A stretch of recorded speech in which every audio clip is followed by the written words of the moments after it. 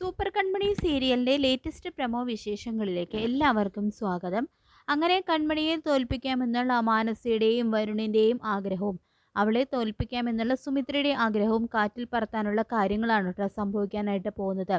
കൺമണിയെ ദ്രോഹിക്കാൻ നോക്കിയാൽ അവർ തന്നെ അവളുടെ മുന്നിൽ മുട്ടുമടക്കേണ്ടി വരും. അങ്ങനെ കൺമണി ജയിലിലായെന്ന കാര്യം നാട് മുഴുവൻ പരക്കാണ്. അത് കൺമണിയുടെ ശത്രുക്കൾക്ക് സന്തോഷവും സ്നേഹിക്കുന്നവർക്ക് സങ്കടവുമാകുന്നുണ്ട്.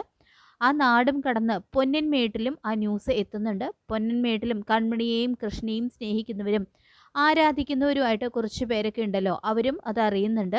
ആ വാസുകിയുടെ കൂടെയുള്ള ആളും ഇതിനെപ്പറ്റിയൊക്കെ സംസാരിക്കുന്നുണ്ട്. അവർക്ക് എങ്ങനെയെങ്കിലും കൺമണിയെ രക്ഷിക്കണം എന്നുള്ള ഒരു ചിന്ത തോന്നുന്നുണ്ട്. അപ്പോൾ കാരണം അവർ കൺമണിയെ സ്നേഹിക്കുക മാത്രമല്ല അവരുടെ റാണിയായിട്ട് കൂടി കണ്ടിരുന്നതാണല്ലോ. അപ്പോൾ കൺമണിക്ക് സംരക്ഷണം കൊടുക്കണം എന്നൊക്കെ വാസുകി മറ്റേയാളോട് പറയുകയും ചെയ്യുന്നുണ്ട്.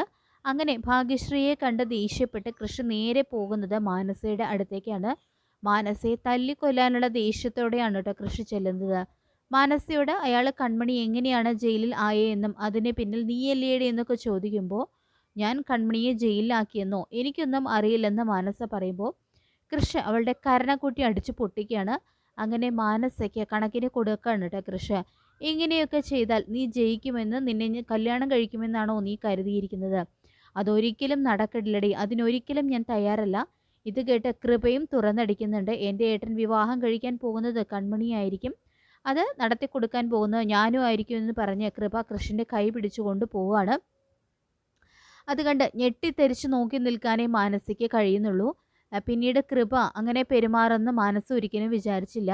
അതിനുശേഷം രസകരമായിട്ടുള്ള ഒരു സംഭവം നടക്കുകയാണ്. അതായത് വരുണാണ് കൺമണിയെ ജയിലിലാക്കിയതെന്ന് മനസ്സിലാക്കുന്ന വാസുകിയും അവരുടെ കൂട്ടാളികളും രാത്രി വണ്ടി ഓടിച്ചു പോകുകയായിരുന്ന വരുണിനെ തടഞ്ഞു നിർത്തി തല്ലി ചതയ്ക്കുകയൊക്കെ ചെയ്യുന്നുണ്ട്.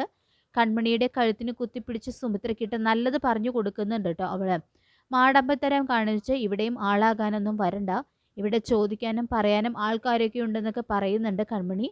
പിന്നീട് കൺമണിയെ ഇറക്കാനായിട്ട് കോർട്ട് ഓർഡറുമായിട്ട് ഭാഗ്യശ്രീ ജയിലിലെത്തുന്നുണ്ട്.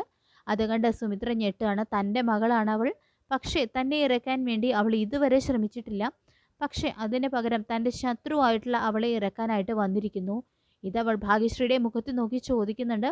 ഭാഗ്യശ്രീ ആണെങ്കിൽ അതിന് തക്ക മറുപടിയും സുമിത്രയ്ക്ക് കൊടുക്കുന്നുണ്ട്. അങ്ങനെ കൺമണി ഭാഗ്യശ്രീക്കൊപ്പം പോകാൻ നോക്കുമ്പോൾ അസൂയ മൂത്ത സുമിത്ര വീണ്ടും കൺമണിയെ അടിക്കാനായിട്ട് ശ്രമിക്കുന്നതും ആ കൈ എങ്ങനെ പിടിച്ച് ഇനി എന്നെ തൊട്ടാൽ കക്ഷി ഇടപെടുമെന്നൊക്കെ പറഞ്ഞ് സുമിത്രയുടെ വായടപ്പിക്കുകയാണ് കേട്ടോ ചെയ്യുന്നത്.